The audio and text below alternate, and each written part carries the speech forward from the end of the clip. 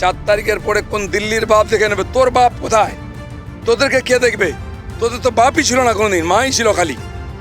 বড় কথা বলিস।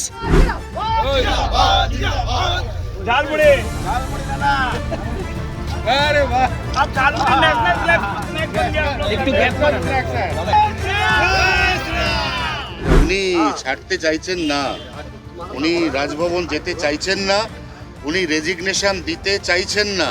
তাহলে কি ডবল ইঞ্জিন সরকারের বদলে আমরা এবার ডবল মুখ্যমন্ত্রী সরকার পাবো রাজ্যে? 2-1 দিনের মধ্যে ক্ষমতার নেশা কেটে গেলে চুপচাপ কালীঘাট চলে যাবে। এ পুরোনো অভ্যাস ওনার। হ্যাঁ, না করবো না, দেবো না, তারপর লাইনে এসে যান। পাবলিক গলা ধাক্কা দিয়েছে, এখন কোথায় থাকবে না? রিটায়ারমেন্টের বয়স হয়ে গেছে, পাবলিক বলছে সন্ন্যাসে যান, ম্যান্ডেট এসে গেছে। তার বিরুদ্ধে উনি কোর্টের বিরুদ্ধে যাবেন, নির্বাচন কমিশনের বিরুদ্ধে যাবেন, সংসদের বিরুদ্ধে যাবেন, এখন পাবলিকের বিরুদ্ধে যাবেন। জীবনে উনি কাউকে বিশ্বাস করেননি, পাবলিককে বিশ্বাস করেননি, এখানকার ভোটারকে, তাই ফলস ভোট দিতেন। পুলিশকে বিশ্বাস করতেন না, তার পার্টি লোককে বিশ্বাস করতেন না, এখন পাবলিক ওনাকে বিশ্বাস করেনি। এই ক্ষেত্রে যেটা আপনি একটা টার্ম ইউজ করেছিলেন, ওই টার্মটা একবার আপনার কাছ থেকে শুনতে চাই। শাড়ি পরা। হ্যাঁ, শাড়ি পরা ডোনাল্ড ট্রাম্প তার একদম জীবন্ত নমুনা। আর আজ আমি বলিনি, 2 বছর আগে বলেছি যে ট্রাম্প যেদিন নাটক করছিলেন যে আমি ছাড়বো না, আমি হারিনি, লোকজনকে রাস্তায় নামিয়েছিলেন, সেদিন আমি বলেছিলাম আমাদের এখানে শাড়ি পরা ট্রাম্প আছেন, ইনি হারলেও ক্ষমতা ছাড়বেন না। দেখুন সেটা ঠিক হয়েছে, আর ওনার মতো ইনাকেও জিতে হবে। 4 জনের নাম মুখ্যমন্ত্রী হিসেবে তীব্র জল্পনায় উঠে আসছে, তার মধ্যে আপনার নামটা আছে। যতক্ষণ না হচ্ছে আপনার নামটাও ঢুকিয়ে দিন, কিচ্ছু করেন না, জল্পনা করতে কি আছে, লটারি করব। দাদা, নাজার থানার ওসি সহ অনেকেই বিদেশে যেভাবে পোস্টপোল ভায়োলেন্স হচ্ছে পুলিশে, তার জন্য পুলিশেও আক্রান্ত হচ্ছে। কোনো ভায়োলেন্স হয়নি।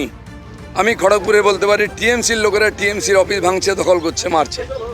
জোর করে পুলিশ দিয়ে লোককে টিএমসি করানো হতো। তারা 5 বছর নয় 15 বছর অত্যাচার সহ্য করেছে। জনরোষ কাকে বলে দেখে নিন, এখনো হয়নি। আমরা বলেছি হিংসা নয়। কথায় কথায় টিএমসির নেতারা কুণাল ঘোষ, ববি হাকিম বলতে এটা জনরোষ, আমাদের লোক মার খেলে। আমি বলবো একবার জনরোষ দেখাবো, যে গায়ে কাপড় থাকবে না, চামড়া থাকবে না। সেই জন্য সাবধান থাকুন। আপনার খোকাবাবু যে ডায়লগ দিয়েছে 4 তারিখের পরে কোন দিল্লির বাপ দেখে নেবে? তোর বাপ কোথায়? তোদেরকে কে দেখবে? তোদের তো বাপই ছিল না কোনোদিন, মাই ছিল খালি। বড় কথা বলিস। বিজেপি বলে বেঁচে আছো, নাহলে সব গাছে টাঙা হতো। এখন আমি বলছি আমাদের কর্মীদেরকে ছাগলদের মেরে বদনাম হয়েও না, ছুঁচো মেরো না, মারলে বাঘ মেরো, সিংহ মেরো, দিলীপ ঘোষের মতো। আচ্ছা, মমতা বন্দ্যোপাধ্যায়, অভিষেক বন্দ্যোপাধ্যায়ের বাড়ির সামনে থেকে সমস্ত পুলিশ, অতিরিক্ত সমস্ত গার্ডরেল সবকিছু রিমুভ, সরিয়ে নেওয়া হলো।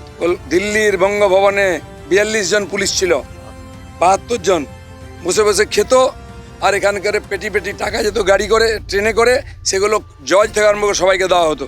সব তথ্য আমার কাছে আছে। কোনো পাবলিককে, বাংলার লোককে ওখানে রুম দেওয়া হতো না, আমাদেরও দেওয়া হতো না, এমপিদের এমএলএদেরকে, তাদেরকে লাত মেরে তাড়ানো হয়েছে। আর এখানে কালীঘাটের যে রাস্তা, হরিশ মুখার্জি রোড, এতদিন বন্ধ ছিল, সেটা খুলে গেছে। এরকম পশ্চিমালয় কোনো ব্যারিকেড থাকবে না কারোর সামনে, সব খুলে দেওয়া হবে। রসায়ন জনগণ অনেক আগের থেকে মন ঠিক করে রেখেছিল, আপনারা বুঝতেই পারেননি। আমি ভোটের দিন আগেও, ভোটের দিন সকালেও বলেছি 200-এর বেশি আসন পাবো, রিভার্স হবে। তাই হয়েছে। যে মানুষের সঙ্গে থাকে, মানুষের মনের কথা বোঝে, সে জানে মানুষ কত কষ্টে ছিল। এই মহিলাদের উপর অত্যাচার, এই লুটপাট, এমন কোনো বাংলায় মানুষ নাই যাকে লুট করা হয়নি, অত্যাচার করা হয়নি। সরকারি যোজনার টাকা থেকে আরম্ভ করে জমি, বাড়ি, দোকানপাট, সব জায়গায় লুট করা হতো। স্কুলে বাচ্চা ভর্তি করুন, পয়সা দিন। হসপিটালে বয়স্কদের ভর্তি করুন, টাকা দিন। এতে আপনি শ্মশানে যান, সেখানেও টাকা দিন। মানুষ যাবে কোথায়? তাই মানুষ এটা করতে বাধ্য হয়েছে। যেখানে কোনোদিন ভাবিনি জিতবো, সেটা জিতেছি। প্রথম সিট জিতলাম আমরা কাঁদি, কোনোদিন আলোচনা করা হয়নি, কিন্তু জিতেছি। যখন জনতা জনার্দন খেপে যায়, এরমই করে। সেই জন্য মমতা ব্যানার্জি বুঝতে পেরেছেন জনতার মুড। চলে যান, নাহলে আপনাকে গলা ধাক্কা খেতে হবে।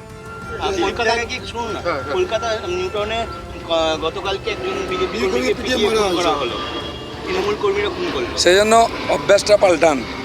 আমরা 300 জনকে মারার পরে চুপ করে আছি, কিন্তু যদি 1-2 করি তাহলে কতটা লাশ পড়বে? এখনও পাল্টাচ্ছেন না, কিন্তু পাল্টাতে বেশি দিন। দিলীপ ঘোষকে ওখানে দাঁড়াবে, সামনে দাঁড়িয়ে থেকে বাকি যা করাবো। আমি এখনও বলছি, বাধ্য করবেন না। যুদ্ধ শেষ, এবার পরবর্তী ভাবনা চিন্তা কি?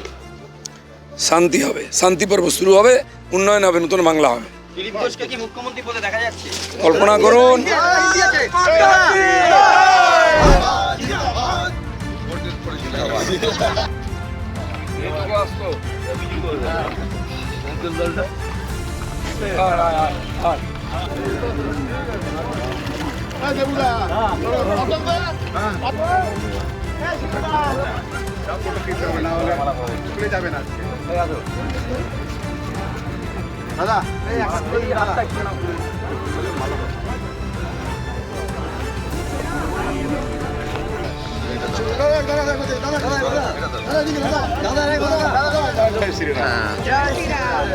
ঠিক আছে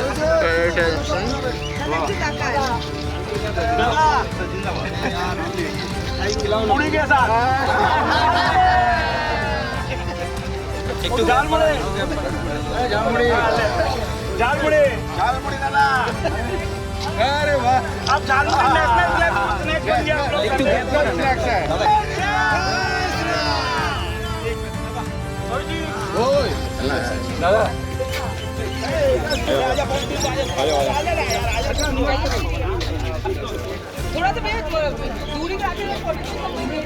আমাদের ভিডিও ভালো লাগলে লাইক এবং শেয়ার করুন।